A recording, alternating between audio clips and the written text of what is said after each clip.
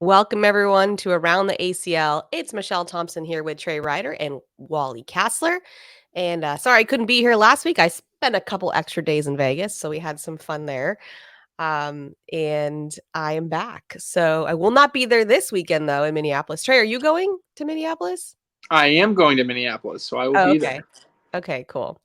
So lots of fun stuff going to be happening this weekend for the Bag Brawl. We'll talk a lot about that. We're going to go through the brackets.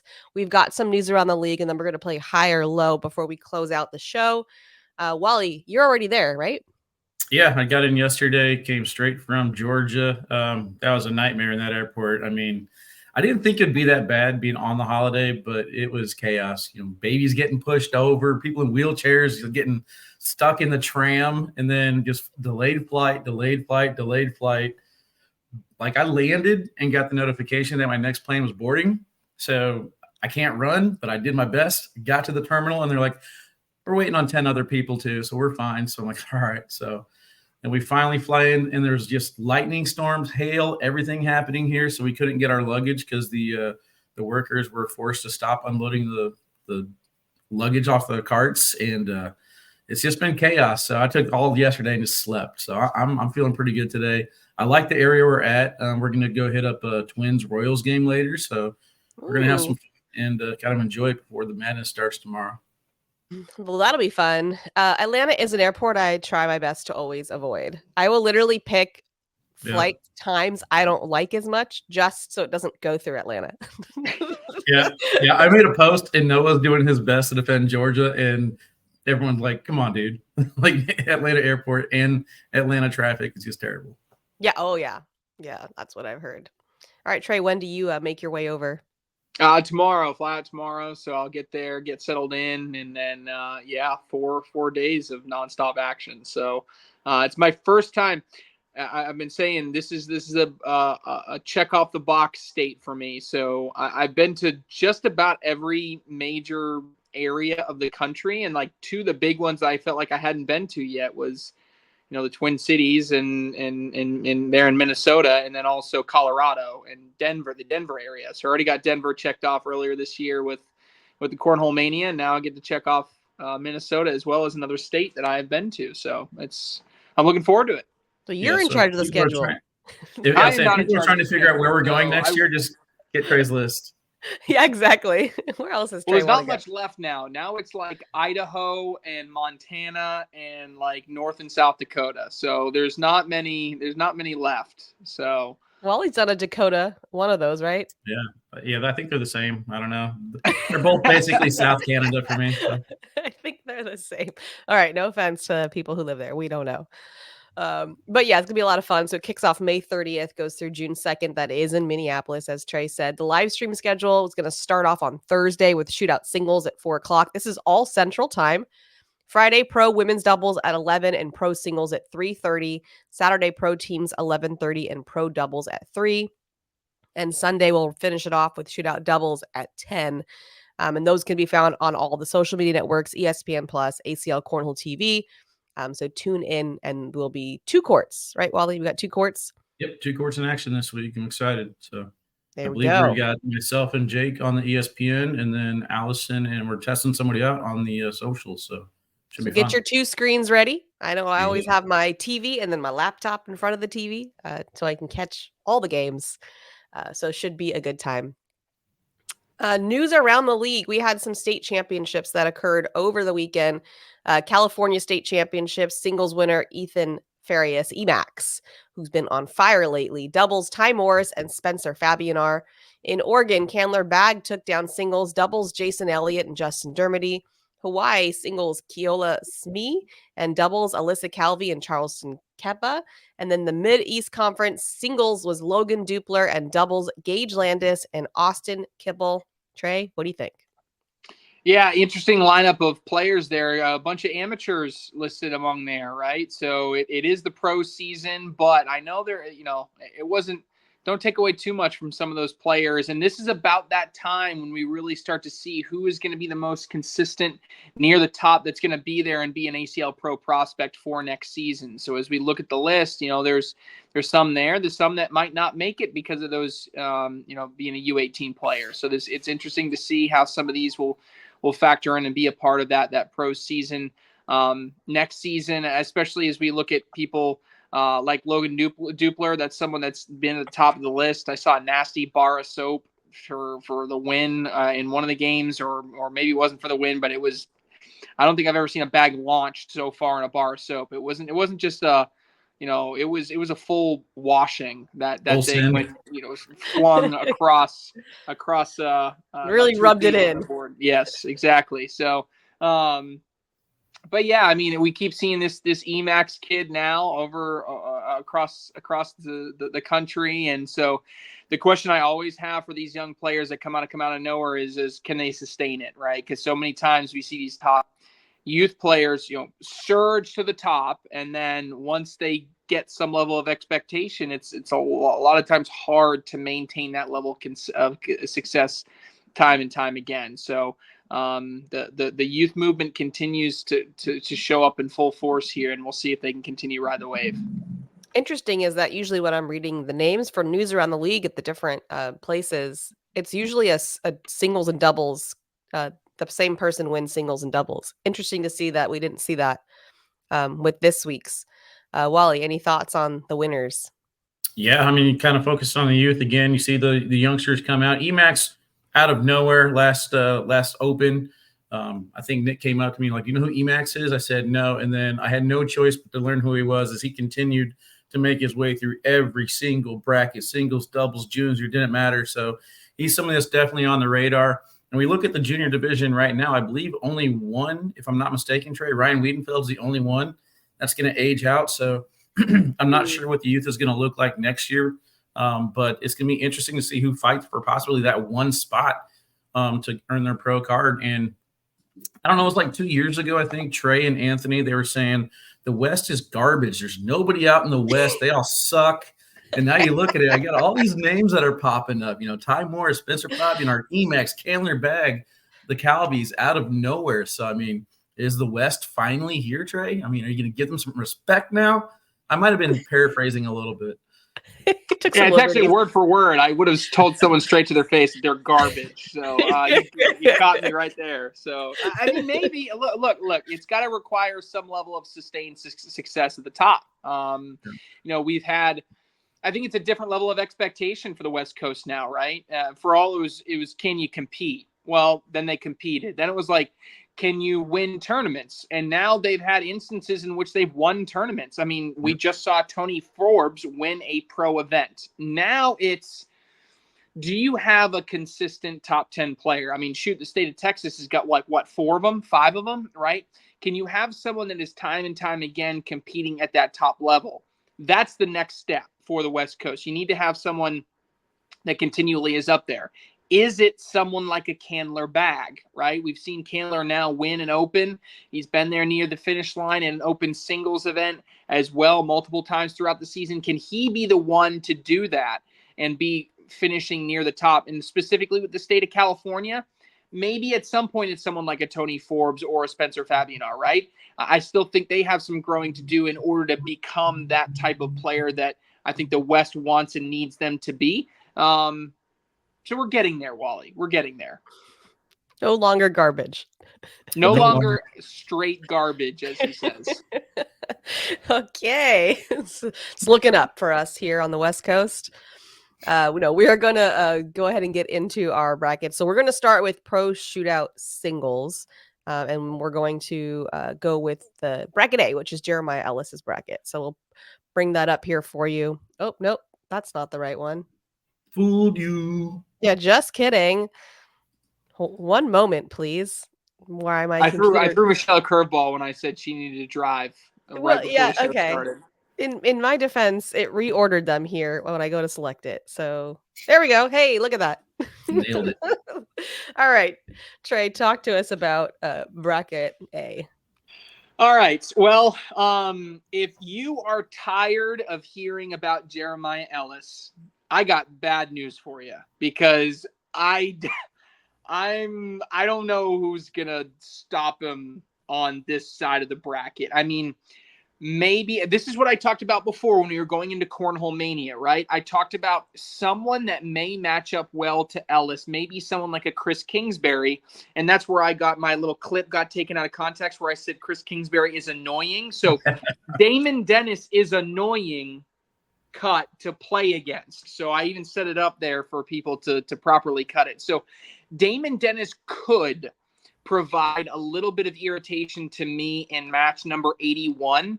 If that doesn't happen, I'm struggling to find someone in that next quadrant that would give him some type of tough matchup in game 105. Like Derek Holland is good, but at the same time, he plays the same type of game as Ellis, and Ellis is doing it better right now.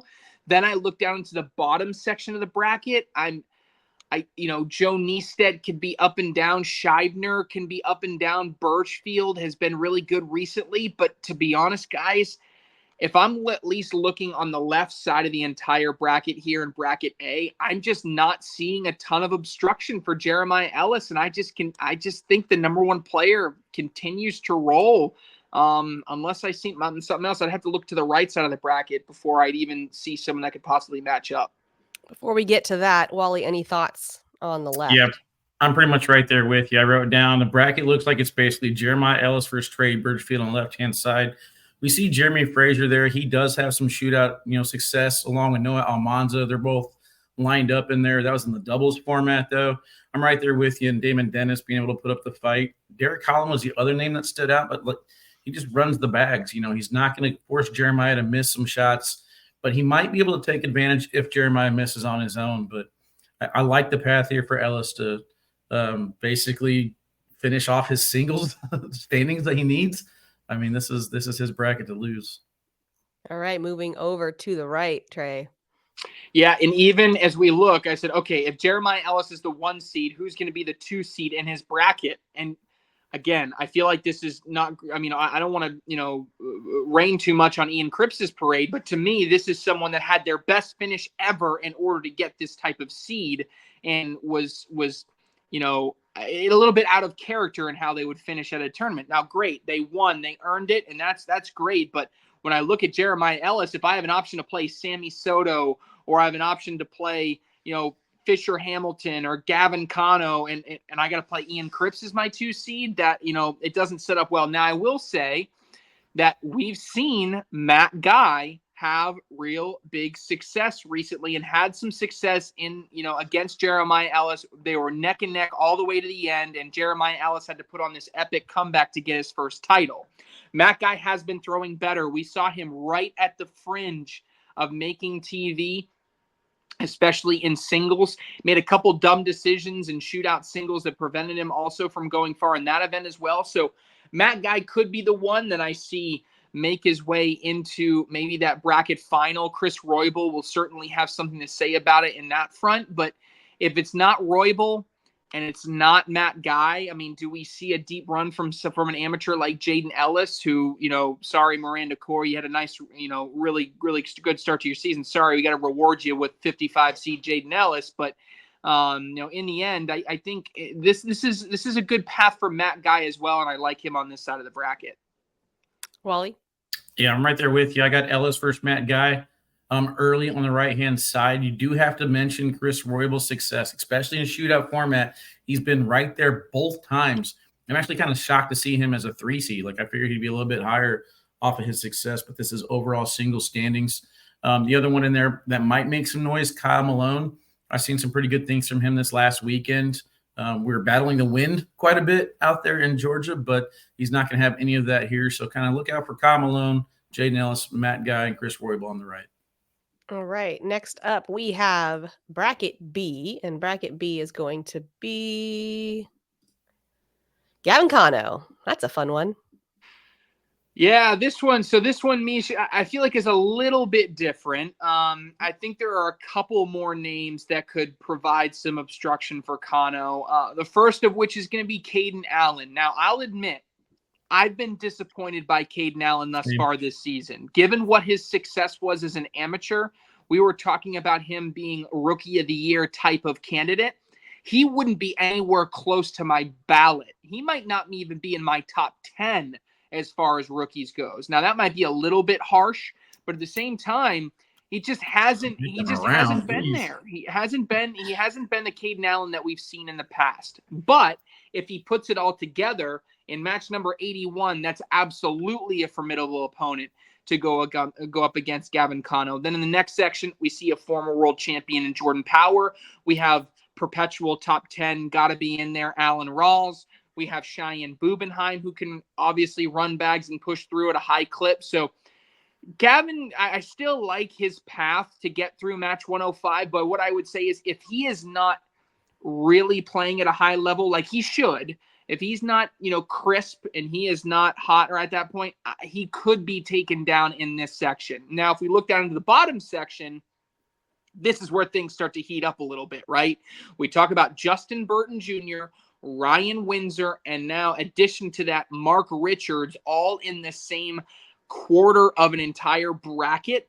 That is obviously loaded when you talk about top level talent. Whoever comes out of this section will be poised to have a really, really tough game in match 117 against probably Gavin Cano, but could be a couple other players. So this left side of the bracket, especially the bottom left, is certainly a little bit spicier. Wally? Yeah, I wrote down 3-syllable word, brutal. This bracket is nasty. I mean, just the left side alone, you're going to have banger after banger. I can look at us calling matches basically in staying in B bracket and being entertained throughout the way. So we're going to go through the rest of the bracket, but this is what we got here. Alan Rawls, Caden Allen, I was with you, disappointing, but if he pops off, we would not be surprised. He's got the talent, just haven't seen it yet. Cheyenne, JBJ, I don't know why we're not talking about Trevor Kufis. He's a round limited format king right now. He's remarkable in this format. Mark Richards, Sammy Soto on the right. You got Zockline Henderson, Ryan Hart, Trzynski, and Harbaugh. I mean, bracket B is going to be tough for Gavin Cano if he's going to come out as that 1 seed. He's going to have his work cut out for him. That is a tough one. What about the right, Trey? Yeah, I was going to say, so the only benefit to being in this bracket, if you're a Gavin Cano, is in one, you are in the easiest fourth of the entire bracket. And of all the names on that right side that you just said, Wally, Sammy Soto, Matthew Creekkiller, Cody Henderson, Ryan Hart, Jacob Trzynski, and Devin Harbaugh, he's only got to play one of them as long as he doesn't drop down into that elimination bracket. So you're always, when you get to that king seat, you know you're going to be playing someone tough. The good news is he's only on that one side. The bad news really is for everybody else on this right-hand side. It is an absolute gauntlet when you look at it. It's not going to be an easy path for anybody in this entire section, and whoever wins this right side of the bracket will be battle-tested and be ready to possibly go on to a Final Four and get some big wins. That is a brutal one. I think we do have to declare that one brutal. Out of the 4, have you looked at all of them? Wally, is that the worst? I think that one is the worst. Bracket C that we're going to look at here in a little bit has a little bit more strategy involved with it. But I look at all these players, I feel like these games can be played out entirely different than what we saw in bracket A and bracket B. All right. You want to keep going? We got C up. Yeah, so bracket C, I mean, we're starting off there with the magician, Eric Davis. You don't have to talk about his shootout success. We've already seen it. But in this bracket, we look at a bit lower. We got Ethan Walker, Gage Landis, Jake Gore, Jimmy Humans, Ryan Wiedenfeld, Fisher Hamilton, and Ryan Trader. So all these players that I'm talking about, they're going to start with the block first, and they're going to play off of that block. Are they going to cut around, roll, airmail? What's working for them, and who's hitting at a higher execution rate, I think is going to come out of this one. But it's just this left side, each quadrant has someone who can specifically manipulate the way that the game is played. If they're down 4 or 5 points, I'm not counting them out of it. Wiedenfeld, Landis, Eric Davis, all of them I feel like can make up 5 points in one round easily. Trey? Yeah, this is an interesting one. I follow in suit with Wally that seems like a very strategic game. There's a lot of players that are playing a hybrid style or a very defensive game. I like Eric Davis's path, depending on how good Ryan Wiedenfeld and Ethan Walker are. Those are two players that one day they could walk in the building and be the best player. The other day they could walk out and go 0-2. So I just have no idea what I'm going to get. and you could honestly say that about Eric Davis, but he's at least earned it this year to not say that. I'm just saying historically he has been that way, not necessarily this season. So the top left section of this entire bracket, that entire quad or entire fourth, is really wide open. I think you could even say the same for the bottom left section as well. I think Rawls should be the favorite there out of that section, even though Landis is the highest seed. But shout out, we may get a Gore versus Gore matchup in game 39 almost right out of the gate. So that'll be fun to watch from everybody on that perspective. But even when you go into that right side, I echo your comments, Wally. I really think this is a very strategic game. I do like Ryan Trader's path pretty much all the way out of his entire top right section and then running into someone coming out of the bottom section. Maybe it's a Steven Bernasset, maybe it's a Fisher Hamilton, or even a Humans. Wally, right side? Yeah, right side. I'm expecting a little bit more out of Fisher and Jimmy this year. This might be the path that they need to, make that happen. I like Ryan Trader on this entire right side of the bracket just because of what I've seen out of him, how he's been playing. But Steven Bernasset, I talked to him over the weekend. I said, dude, I feel like you and Philip Lopez Jr. both are not getting the love that you guys deserve, and it's mainly because the style of play from Philip Lopez. Like, he plays slow. He usually holds up brackets, and we don't have the chance to get them on the live feed courts. But sneakily, Steven Bernasset and Philip Lopez Jr. have, in my opinion, from what I'm seeing, I don't know if the standings reflect it, but put themselves up near the top of the field. And Steven Bernasset coming there as a 3 seed could make some noise. Absolutely. All right. Last up, we've got D and suspense. I'm just building suspense. It's fine. Just go with it. Trey, what do you got? Yeah, so Adam Hissner is our 1 seed here, but in my mind, this should be Jamie Graham's 1 seed bracket. Jamie Graham right now is the hottest player outside of probably Jeremiah Ellis and maybe Gavin Cano, maybe a couple others sprinkled in there. So for this to be a Hissner versus Graham 1-2, I like it, even though Graham is the 5 seed. They will square off on the left side of the bracket. Will they both make it to game 117? Who knows? But they got to make it all the way to a winner's semifinal to meet. If it's not going to be Hissner versus Graham in that winner's bracket semifinal, I'm struggling to maybe find a consistent name. Wally just mentioned Philip Lopez Jr. He is methodical enough to possibly throw a wrench in someone's plan to go through there. Certainly, reigning MVP Tony Smith, he is the higher seed than Jamie Graham, but right now, especially in singles, Graham is playing better. So I know all eyes will be on match 106 if we do get a Tony Smith versus Jamie Graham. That's an MVP of last year versus the singles world champion of last year. So certainly will be a lot of eyes on those. So those are the heavy hitters out of my left side of the bracket. Wally? Yeah, it's too easy to go chalk here, but I mean, you kind of have to look at the big names. Adam Hissner has been phenomenal in every format. Doesn't matter, singles, doubles, shootouts, national format. He's been earning the credit, so we got to give it to him there. Frank Verona's capable of upsetting him there in match 81.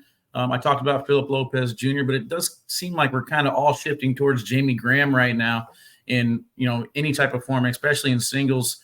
Tony Smith, he would be on my radar, but he's been vocal about not liking the shootout format before. So if he could buy into it and just focus on winning one round at a time, he would be on my radar to take this one down. But I think this is between Jamie Graham and Adam Hissner on the left-hand side.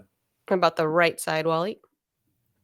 Right-hand side, let's see. I got Logan Chamberlain and Braden Wilson just continuing to show that they are singles beasts. Braden Wilson, similar to Adam Hissner, shining in every single format that he's playing on.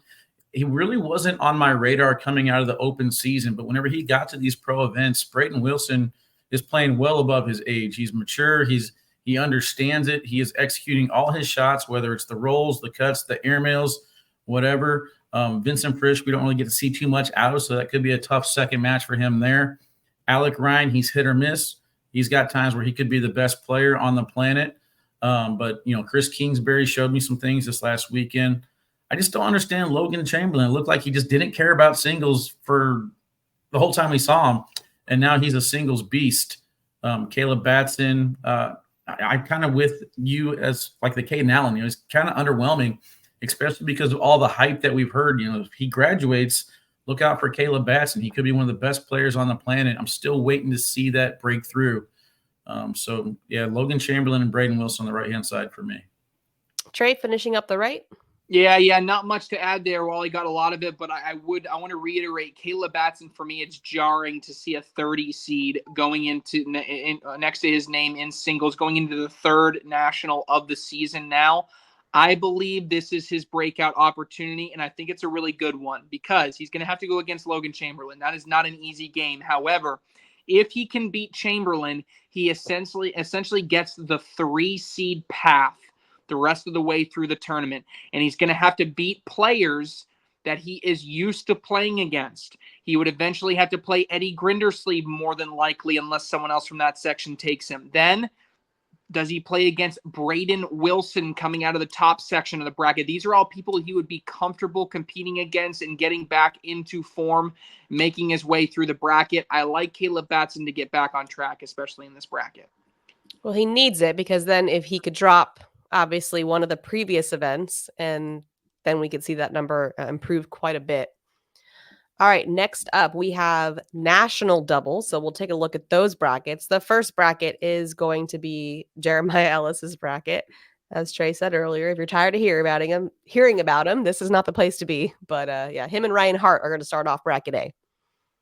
Yeah, for me, this one is not like Ellis's singles bracket. For me, they're going to see consistent, consistent resistance all the way through the bracket. Aside from game one, and maybe the Kufis, the Kufi can put something together for them if they can get past Belvin and Cobb. But for me, you're probably running into Hissner and Birchfield, which, a month and a half ago, we were talking about being far and away the best team in the world. I kept them in my top 10 because odds are telling me, they're still one of the best teams in the world. They should be a top 5 team in the world. They just haven't had the success yet in the 2 tournaments we're talking about, the 2 events that we're talking about on the pro side of things. So they're going to have to get through Hissner and Birchfield. If they don't play Hissner and Birchfield, that means Clemmer and Holland were so good that they beat those 2. And when those 2 are on, they're not fun to play against either. So, and then on top of that, you probably have to play a Sims and Wilson in the next game. If Ellis and Hart are able to get through and win this, then I just really, really think they're having a fantastic start to this event, and they're throwing better than I think necessarily they threw in Colorado in order to make the Final Four. Wally? Yeah, you look at the pro season, the way that the standings shape up, you want to have early success, and that's exactly what Jeremiah Ellis is doing in singles and doubles.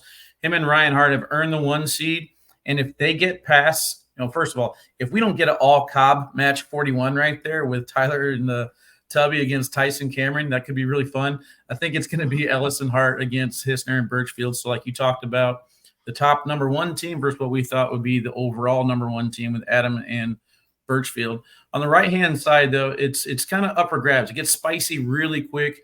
We got, Tony Smith and Mark Richards, I believe, taking on, was it Fabianar and Jaden Ellis right there. So we might see some more elite success.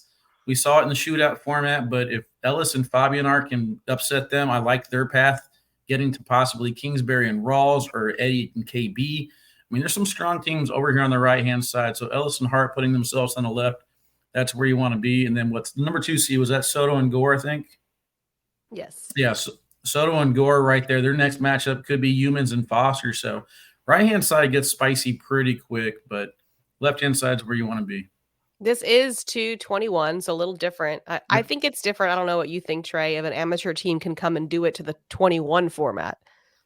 Yeah, and it's going to be, it's going to be really tough for them to do this. I mean, if we were to look at their path, they'd have to beat Smith and Richards, then the winner of Hogue, Poulos, Duel, and Coy. That'll be the easiest game that they play all day if they were to continue to win. They got to play Smith and Richards. Then they got to play either probably Rawls, Kingsbury, Grindersleeve, Batson.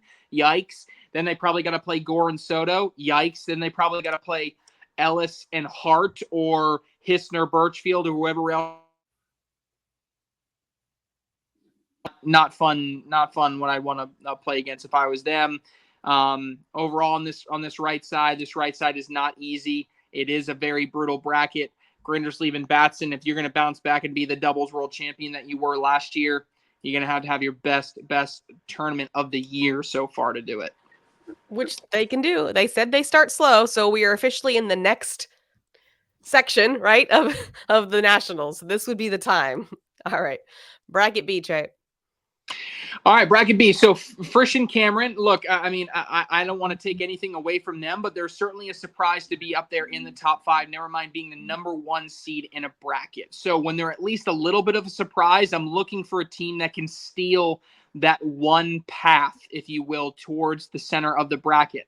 I look in the top left section. I don't see a ton of options. I do love Dylan Turpin's game. Him and Cameron Kingfisher had some success in the shootout last time. This is national doubles, so maybe they can make a run, or maybe it is Bubenheim and Frazier that can make their way through. So that makes me look down into the bottom left-hand section, which means to me this is Hamilton and Kano's section, or even side of the bracket to lose.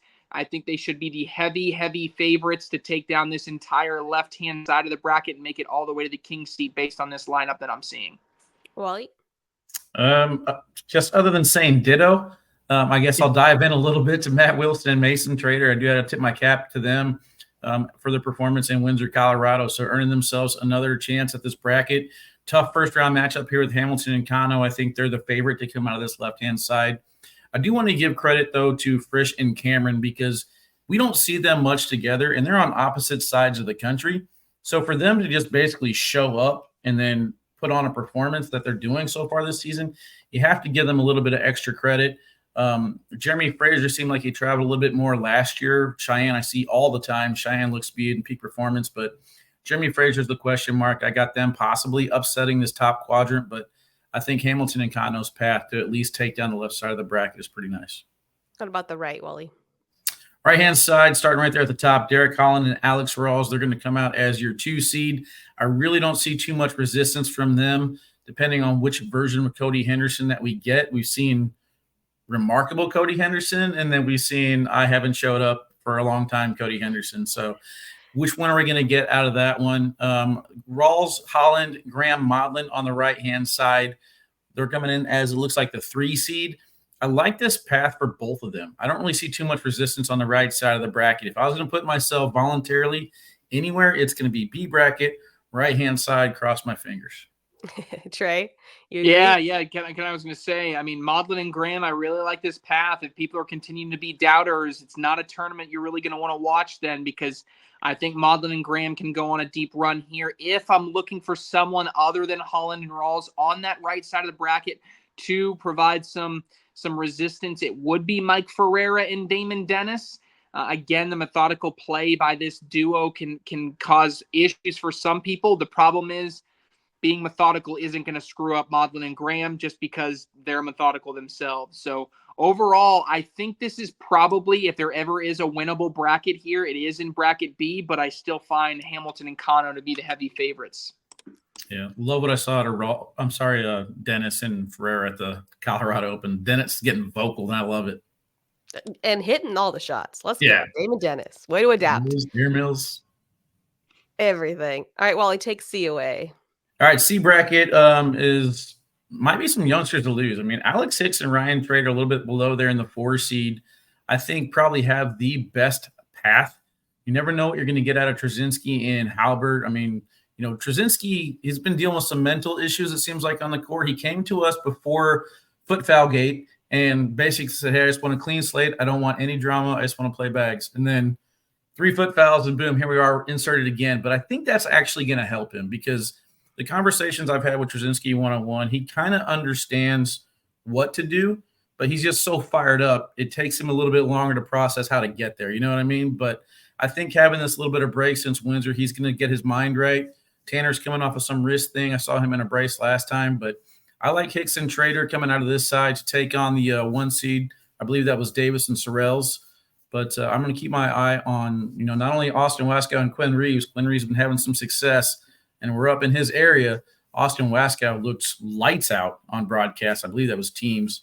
But I'm going to go with youngsters, Hicks and Trader on this left side. Trey? Yeah, where, you know, I said bracket B was very wide open and winnable. I do believe C is in that same realm as well with some potential wild cards. It depends on how some teams compete to determine how winnable it really is. Obviously, we have Davis and Sorrells, right? On one instance, I could say it's a great 1 seed to have. If I get a traditional Davis and Sorrells that have played like they played at the kickoff battle, then no, I don't want to play against Davis and Sorrells. If I get the Hicks and Trader to play to their potential, I don't want to play them. If I get some version, a lesser version of Alex Hicks that's had some up and downs, then I do want to play them. If I get a hurt Tanner Halbert with his wrist and he's not playing at the high end of his game, I'd love to play them. If I get the best version of Halbert and Trzynski out there, I definitely don't want to play those two. So this is a very big question mark for me, especially in this entire left side of the bracket. It's filled with players that I have no idea. Even throw in a Quinn Reeves who's just coming off of winning a pro event. Can he maintain that level of success? It's just so up in the air, especially on this left side. I have absolutely no idea what to expect. Yeah, a couple other things too. Hunter and Sim on that left-hand side are a very sneaky team who could go on a run as well. And I have been undervaluing Trey and Bobby Hunt the entire season. And every single time I see them, they are starting to look like they deserve top 10 potential. What I saw to them this last weekend, and then I believe the last national, Hunt and Hunt are starting to get on my radar. Okay. On the hunt for the hunts. I got you. Yeah. Trey, right side. Right side, if you have been annoyed, a.k.a. Anthony Ione, cough, cough, that Corey Gilbert and Dean Norton are in your top 5, top 10, I don't see him going anywhere. I mean, yes, Tony Mayball and Jeremy Schermerhorn can be that type of team. Matt and Brett Guy can be, but I haven't loved what I've seen out of Brett Guy so far this season. I really like Gilbert and Norton to get to game 54, at least at a minimum. And if they can get to 54, they ain't dropping very far in the rankings. I can promise you that right now. And then if you look at who could come out of that bottom right-hand side, I think it is wide open. Certainly Ryan and Walker are going to be the favorites. But how many times do we see this? Ryan and Walker just feel like so much dependent on what board conditions are. If we get out there and the boards are sticky, then fine. Put Ryan and Walker all the way through to the king seat matchup. We'll see if they can end up winning the bracket. But if the boards are playing fast, I do not like Ryan and Walker to come out of there. I mean, they just get very frustrated when boards are not some type of tacky position. And if that's the case, get ready to see and hear Gilbert and Norton making their way back into possibly a king seat matchup. Wally? Yeah, I'm right there with you. My question mark leading to this right-hand side was board conditions. If the board conditions are going to be sticky, I'm going with Ryan and Walker. If they're going to be fast, I'm actually going with Guy and Guy. Loved what I saw out of Brett Guy in the Open Series. Once we got to the pro stuff, not so much. So I would like Brett to figure out what he did in the Open Series, go back to that, and try and figure out a way to keep Norton and Gilbert, if it's possible, a little quiet. But I don't think it's possible. I love what I'm seeing out of those guys. It's America's new favorite team, Anthony. Hop on board. Get on board, Anthony. He's not even here to defend himself. Right. Wally, let's get us started off with the lad. All right, D, bracket of doom. Starting out of the top, Kyle Malone and Devin Harbaugh. You got to give them nicknames, Meesh. That's how people get entertained. But like what I've seen out of Harvey and Cripps, but Windsor and Creek Killer kind of the question mark there to upset Malone and Harbaugh. I talked about them earlier. I'm going to stay right there with it. Bernasette and Lopez in that lower section. They are a menace. They are going to be, kind of that team that's going to slow up this bracket. And the players that are going to be challenging them, Power, Neested, Alan Costanza, Gore, Thorne there on the bottom, they're all young. They like to throw fast. They don't like to have that strategic placement. And if you miss a bag, Lopez and Bernasette are going to make you think about it quite a bit. So I like Lopez and Bernasette coming out of this one to take on Malone and Harbaugh on the left. Trey? Yeah, this is a brutal side. If you have 2 back-to-back brackets in which you have winnable brackets, that means the other one's not so much. Yeah. So in this particular instance, I mean, a loaded left side, normally I'd say, a Power and Neestet, maybe someone that I'm really excited to see. But look, they'd have to play Alan Costanza, then Gore and Thorne, then Bernasette Lopez, then Malone Harbaugh. And that's just to get to the king seat. Yikes. I don't love the path. Malone and Harbaugh, I do like their path again to get back to a king seat matchup, maybe playing against the Bernasette and Lopez, but I don't think there's a guarantee that those two come out of there anyway. What about the right side, Trey? Moving over into the right side of the bracket, it's a little bit more manageable, especially in the top right section. Smith and Wiedenfeld, I like. They've been consistently near the top in finishes in every single doubles event that they played in. I like for them to get all the way through this one as well, at least into the king seat matchup. If they do run into a Burton Jr. and Chamberlain, they'll certainly provide some obstruction, but there may be some sneaky surprises that they're going to have to mess with down there with Burton Jr. and Chamberlain. You got people like Kimbrel and Rozier after Kimbrel took one event off that can always be sneaky. Scheibner and Landis have shown that they can have some deep runs in tournaments. So I wouldn't say it's a foregone conclusion Burton Jr. and Chamberlain get out of there unscathed. I think Smith and Wiedenfeld will be ready. Wally, right side. Yeah, right side, Shibby, Landis, and then JBJ and Logan. JBJ and Logan are chomping to get back at a bit. Ever since they won their first national title, they've been kind of on the radar as one of these great teams. We haven't really seen them in a while. It doesn't really seem like they've lost a step. It just seems like they're kind of getting unlucky. Their losses, their bags are just being either held up or not cutting at some random moment. So I think their skill level's still there. I don't think they've fallen off. Love what I'm seeing out of Shibby and Landis, but Ryan Wiedenfeld and Ryan Smith, for me, have looked like the best team on the planet most of the season. And I think this could be where they break out and maybe take a run for that national title. Definitely wouldn't be surprised to see it. Moving over to high or low. So I'm going to give you guys a player in their ranking, and you let me know if you think at the end of the season, if they're going to finish higher or lower. Ryan Trader right now, Trey, is at number 6. Getting real mathy real quick just to set the stage because my answers are going to be very consistent based on this. When you look at how things can drop, someone that's going to see a big jump in ranking is usually someone that has a couple good finish and then a really bad finish, because then as we get to the last part of the season, even a mediocre to above average finish will get that low ranking out of there, or that low finish, allowing someone to jump up. When I look at someone at Ryan Trader at 6 with no broadcast appearances, he is going to struggle unless he wins an event, wins a bracket, to see significant movement upwards in his ranking. So because of that, I'm actually going to say lower, worse. In this case, I still think he's a top 10 player. It's just going to be tough to break into that top 5. Wally? Meesh is getting me in trouble. I'm going to have to say lower just because of the other names that we have to keep an eye on. Yeah, I hear you. Logan Chamberlain is currently at number 12, Trey. Yeah, that's about right where I expected him to be. So I'm again going to say lower. If I could say push as well, I'd probably take something along those lines. I don't think it's necessarily because I don't think he's a top 12 player. It's just, look, I mean, to get a couple extra spaces would require a first or a second place bracket finish. Not sure if Chamberlain's ready quite yet to be there. So for me, I'm going to say push here. I'm going to say lower just because I think it'll be around the same. Wally? Yeah, lower as well. I think that him and JBJ might start focusing on doubles a little bit more. So I'm just going to say lower statistically. There's a lot of players that could pass him up. Eric Zockline at number 40. Yeah, I'm going to go higher here. I think he can finish better. I think there's going to be maybe one tournament in which we can see Zockline get a really good finish, and that would be enough to really propel him and solidify him as a top 40 player. So he doesn't have a ton of movement to have to make to do that. I'm going to go higher. Wally?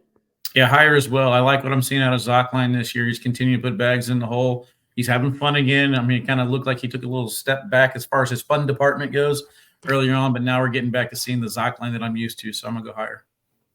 Clemmer and Holland at 32. I actually think this is the easiest one. I'm going to go higher. Part of the reason because they had a really good finish and they have had an atrocious finish. So for me, I think if they can just have an above average finish consistently for the rest of the season, they don't even be out there winning brackets. I think that's enough based on what they did at the first kickoff battle. Combine that with a solid finish to get them into the top 30 and have a really successful season. I'm going to go higher. Wally? Yeah, look at the two sides of the coin. I'm focused on the same thing Trey is. I think national number 1 showed us who the real Holland Clemmer is, so I think that's going to be more of what we're going to see throughout the season. Number 2 is probably going to be the one they're going to throw away, so I think that they are going to be higher. I got them at top 15. Wow, okay. Halbert Trzynski at 19. The next two are the hardest ones for me. Halbert and Trzynski, I would normally – so they're flat finishes, which means no big swings, which means it goes against the original logic that I went into this little segment with. But they're better than the 19th ranking. But then you also have the health issue with Tanner Halbert, which makes this a really, really tough decision for me. I'm going to say that they will finish higher, better. I think it's going to be close, but I think they are going to have at least one event, whether it be the shootout or the national doubles, either the bag brawl or even possibly the final chase or the world championships. That gives Tanner Halbert enough time to really recover on that wrist, hopefully, where they have that signature finish. And when they have that signature finish, we see a significant rise in their ranking to get them towards 12, 13. Wally? I'm going higher as well on this one. I kind of talked about it earlier about the things that they need to fix. Trzynski, he's a competitor. I believe that he has the mental capacity to get himself where he needs to be to finish out strong. Last one, Gore and Soto at number 7. This one's also brutal, and I'm getting really granular on this one. So I am going to go lower. And when I look at this, I say you are 7, which means if you are going to get to 6, 5, 4, 3, 2, or 1, right? Well, you're not getting a 1. So it is a really flat, delta between like 2, 3, and 4 and number 7. So they're very much in the way to do that. So you got to be able to seize the day. Unfortunately, when we talk about the bag brawl, at least when I'm looking at pro national doubles, which is the brackets that we have available to us, Gore and Soto have a really tough bracket. So when you talk about getting a win, if you're going to make that much of a move sitting at 7, you really have to start winning brackets. I'm really just playing the odds game that I don't love their draw for the bag brawl in particular. That cuts their ability to move by 3 events down to just 2, the final chase and the world championship. So getting really detailed, I'm going to go lower for Gore and Soto, but right there around 7 or 8. Wally? I'm actually going to go higher. I feel like what I've seen out of Jackson Gore lately is what I need to see to believe in him to win a tournament. Sammy Soto, he's always had the skill. There's a little bit of a mental obstacle that he needs to overcome. And when things don't go his way, I've kind of seen a little bit of the give up when things don't go that way. Jackson Gore, I've seen this last weekend. He's mentally there to maybe he can rein him back in. He's actually calling timeouts now to, mentally get his partner right. So I think Gore and Soto could be top 5. I'm going there. All right. Hot take time. Trey, you doing a hot take about the bag brawl? Yeah, I'll go with the bag brawl. I was looking all the way through this. I really like the path for Ryan Smith and Ryan Wiedenfeld. I think they were really, really close. They've been consistently finishing near the top. I like them to make the finals again here in national doubles for the bag brawl. And we'll give them a coin flip to win the whole thing, but I like them making the finals. Okay. Wally? All right, so Jeremiah Ellis is in bracket A for the singles shootout format. No surprise. Again, I talked about he needs the singles format to basically have the perfect season. Not going to happen here. I'm taking Damon Dennis to take down bracket A and make TV. Wow. That is spicy. That's crazy because I was going total opposite. Like, I don't know if you can call it a hot take, but I think Jeremiah Ellis is going to win his bracket, make it to TV for the 3rd time. I just see him being relentless, and I know that he wants to do things that nobody else has done. And so let me put you on the spot, Meesh. Does he win the Grand Slam? Does he win all 4 nationals and singles? Yeah, I think he can. He might not even show up for national number 4. Yeah, he doesn't need to. He's making plenty of money. He wants to show up. I'll tell you that right now. Yeah, especially if he wins the first 3. He's going to want totally. He's going to go for that. Absolutely. I asked him straight up, are you just a crazy overachiever? He said, yes. It's okay. Fair enough. All right. We will have to see how it all is going to conclude this weekend. So make sure you're tuning in on all your favorite channels there to watch all the cornhole. Wally, Trey, have a blast. And I'll see you guys at the next one. Thanks so much for joining us. You go.